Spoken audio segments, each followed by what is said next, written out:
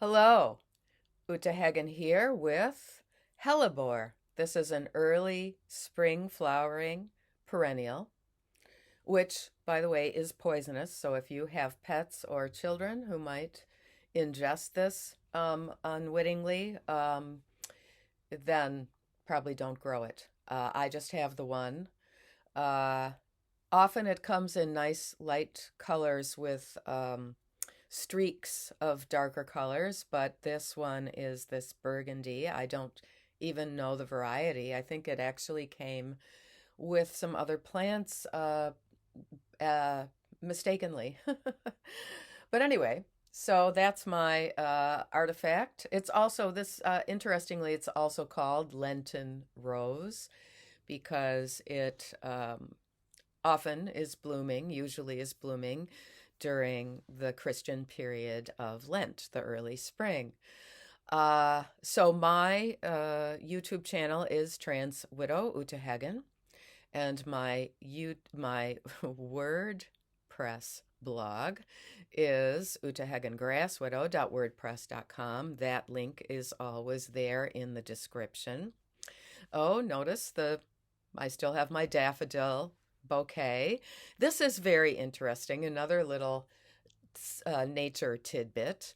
We had a pretty hard frost last night, and when I got up and put out the sunflower seeds for the birds, there it was really frosty on the fence post where I put the sunflower seeds and so on, and the daffodils that were in my garden were heavily bent over, and I thought, well, that's a heavy frost, you know, maybe that's it for these early ones. But no, it's gotten warmer, and this week is supposed to be warmer, above freezing at night. And so I think we've come through it, and they've kind of come back up, responding to the lovely sunshine that we have today on March 25th. So, as part of my response to the WPATH files, the expose of medical malpractice, written by Mia Hughes, based on excerpts and leaks of emails and video Zoom calls of these so-called gender doctors and therapists at the World Professional Association of Transgender Health. That's WPATH. And it is just going to continue to be discussed. If anyone wants to take bets about how many weeks or months it will take for the New York Times to write about this, please, write them in the comments. Please do like and subscribe and comment in our community in positive ways, with ideas of how to peak people, because I've been just going around like the Easter Bunny with my basket of facts and my book in the Curated Woods. I just gave away 2 copies. In the Curated Woods, True Tales from a Grass Widow. And that is published by iUniverse. You can get it on Kindle or in the soft cover from Amazon, Barnes& Noble, or directly from iUniverse.com/bookstore. So, a detransitioner in Canada who goes by the pen name Michelle Aleva. I think now she has let out her actual last name, but I know her as Michelle Aleva. She has a Substack blog called Some Nuance Please. So that's all one word, Some Nuance Please. .substack.com. I will also put that in the notes.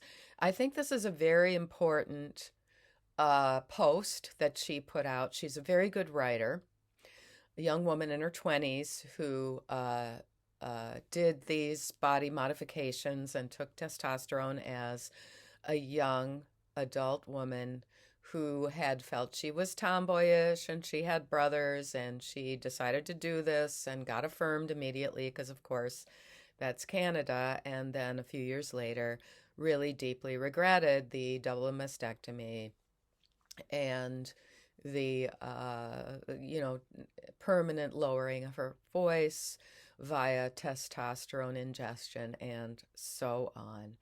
And she is really taking a step away from the entire idea of true trans. And I regard this as one of the final steps of detransition. I have seen this again and again. I have watched many, many detransitioner videos and read blogs and so on. And I wouldn't be surprised if detransition became easier to do if even my ex-husband Nettie would detransition. I'd like to see him sue Dr. Connie because she stated that she diagnosed him as a so-called transsexual in the first appointment in January of 1993. She stated this in a sworn affidavit submitted in our divorce case. At the time, I guess she was admitting or affirming or advertising that she's such an expert that she can tell on the first appointment. Now, this was even despite the fact that he had detransitioned for a period. So, the first statement that I think is significant that the WPATH individuals, practitioners, need to recognize, sex trait modification is a coping mechanism. And as Richie Herron, another detransitioner of the Tulip R YouTube channel, TULLIP, capital R, YouTube channel, he has said, we lay individuals who are not trained in medicine or psychology have to do the work of the professionals because they are not being professional. Another detransitioner's statement that I fully agree with.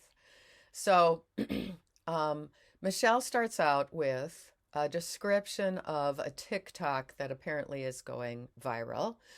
And I would say, I wonder if this man who so-called transitioned is in the first stages of detransition, because he said every step he took in changing his body fed his desire to change more. And I certainly saw that with my ex-husband.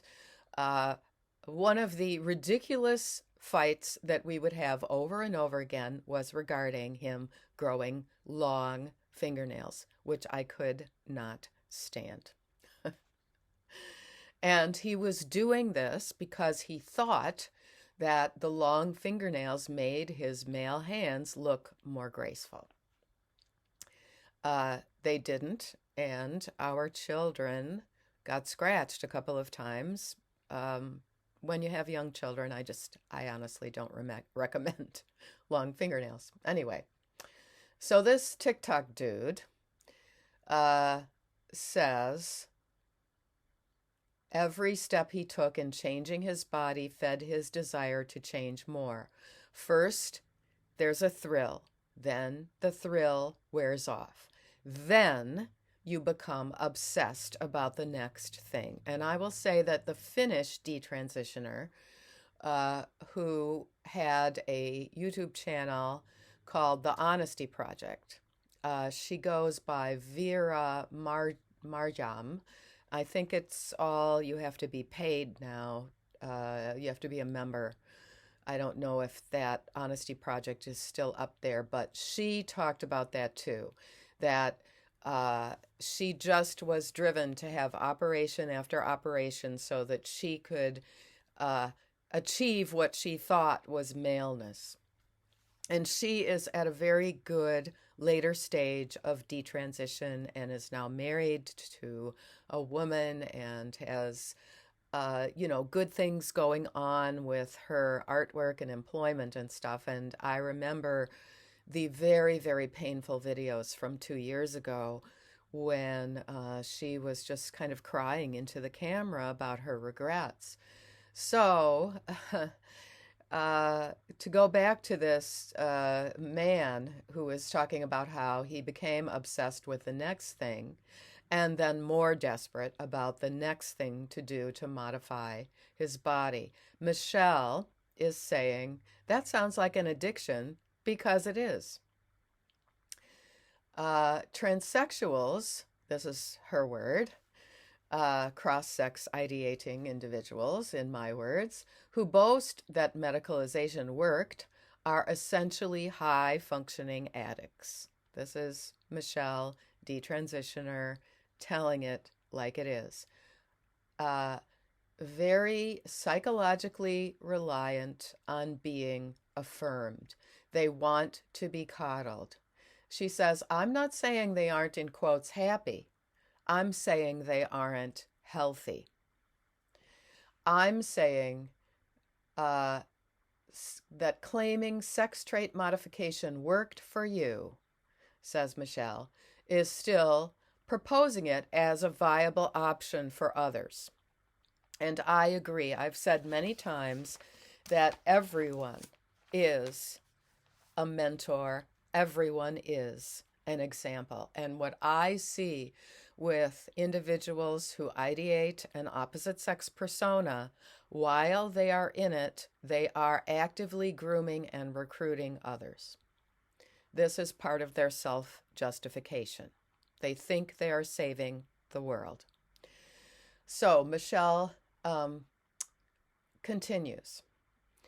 Perhaps it is unsurprising to many that a couple of these so-called reasonable transsexuals have come off as manipulative narcissists after I got to know them privately, she says. And I would very much agree with that. It is simply cultivated narcissism.